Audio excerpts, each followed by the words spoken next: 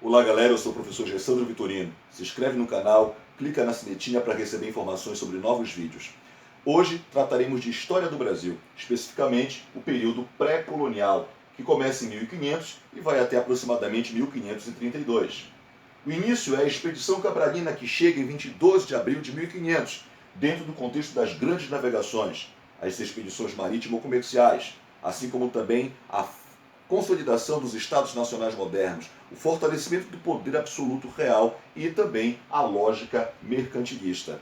A lógica mercantilista partia do princípio de que uma nação seria tanto mais poderosa quanto maior fosse o seu acúmulo de metais preciosos, principalmente ouro e prata. É nesse contexto, então, que Portugal e Espanha rivalizavam-se nas conquistas ultramarinas. Chegar às Índias era o projeto inicial de Portugal, o périplo africano. Navegando pelos oceanos Atlântico e Índico, se chegaria até às Índias, enquanto que a Espanha partia do princípio da circunnavegação, navegando-se para o Ocidente, chegar-se até o Oriente. Foi nesse cenário que, em outubro de 1492, Cristóvão Colombo chega em terras que mais tarde viriam ser chamadas de América, o Novo Mundo. Ao se espalhar a notícia, Portugal e Espanha, então, dividem o mundo colonial entre si. Portugal, em 1494, junto com a Espanha, fizeram o Tratado de Tordesilhas. As terras para aquém desta linha pertenceriam a Portugal. As terras para além desta linha pertenceriam à Espanha. Foi nesse contexto que, em 1500, Cabral sai de Portugal, não apenas para ir às Índias e efetivar a colonização daquela área, que valia muito a pena para Portugal investir todos os esforços na colonização daquela região, mas também serviu para se certificar de que, em terras pertencentes a Portugal, dentro do limite do Tratado de Tordesilhas, também poderia haver interesse mercantil ou ainda colonizatório. Ou seja, será que valeria a pena, assim como vai valer a pena lá com a Índia, fazer um investimento, um empreendimento colonizatório nessas terras, com recursos econômicos e humanos? Será que vai haver retorno para tais investimentos? Bem, esta resposta Cabral deveria levar para Portugal, para Sua Majestade. Foi nesse sentido que, quando ele se encontra com os povos que aqui habitavam, os índios, esse encontro cultural, que certamente foi um encontro extremamente interessante, duas culturas completamente distintas, uma cultura mercantilista, outra cultura de coletivismo primitivo. Esse primeiro encontro não foi necessariamente de hostilidades, mas sim de curiosidades recíprocas, na tentativa de um tentar entender o diferente, o outro. Obviamente que, com o passar do tempo, os contatos foram criando também as hostilidades entre os dois povos. Mas, quando os portugueses aqui chegaram, se depararam exatamente com um artigo, o pau-brasil, a Ibirapitanga, como chamavam os índios.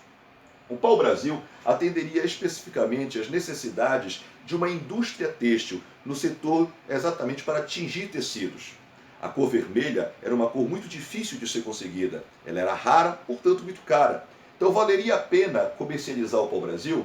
Bem, dizem que os 13 navios que aqui chegaram, 12 continuaram seu caminho para as Índias e um voltou para Portugal com a carta do achamento e, possivelmente, com o seu porão cheio de touros do pau-brasil.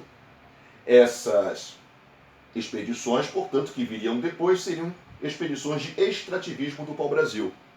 A primeira relação que se estabeleceu de trabalho foi o escambo, a troca do trabalho indígena de corte, abastecimento dos navios, por objetos, como, por exemplo, facas, machados de ferro, armas de fogo, pólvora, munição, roupas, botas, assim como também artigos que para os portugueses não tinham muito valor, mas que para os indígenas possuíam, ou pelo menos tinham grande interesse nele, as chamadas bugigangas. Diante desse cenário, então, a relação de troca se estabeleceu. O sistema que foi montado aqui de feitorias era exatamente de estabelecimentos, com os quais o pau-brasil, ao ser cortado, seria armazenado, aguardando exatamente seu embarque, as chamadas feitorias. Entretanto, esse sistema extrativista não fixou o colonizador no território colonial. Ou seja, eles aqui chegavam, passavam 2, 3 semanas, cortavam, abasteciam o pau-brasil, se reabasteciam para a viagem de volta e iam para a Europa. Sua presença aqui, portanto, era efêmera e passageira, não havendo, portanto, a sua efetiva fixação em território colonial. Outra coisa, o comércio indiano se mostrou muito lucrativo para o governo português. E, como se também mostrou, a carta de achamento de Pero Vaz Caminha, a decepção de não se encontrar aqui ouro e prata, como foi encontrado na América Espanhola, faz com que o interesse da coroa portuguesa por terras brasileiras passasse a ser, obviamente, menor. E, em função disso, alguns empreendedores, como por exemplo Fernando de Noronha e seus sócios, disseram: bem, a gente pode então aproveitar esse mercado. Eles tinham grande interesse no pau-brasil porque trabalhava exatamente com as indústrias têxteis. Eles conseguem da coroa portuguesa a autorização, mediante um consórcio, tá, para explorar essas atividades do pau-brasil.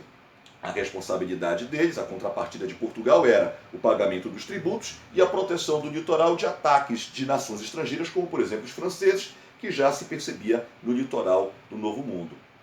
É importante também entender que a coroa portuguesa, durante esses 30 anos aproximadamente, preferiu muito mais o mercado indiano.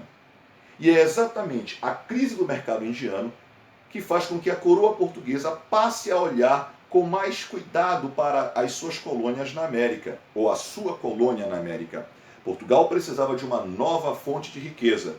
O Brasil precisava ser acomodado a essa nova demanda. Mas isso é um assunto para o nosso próximo encontro. Muito obrigado.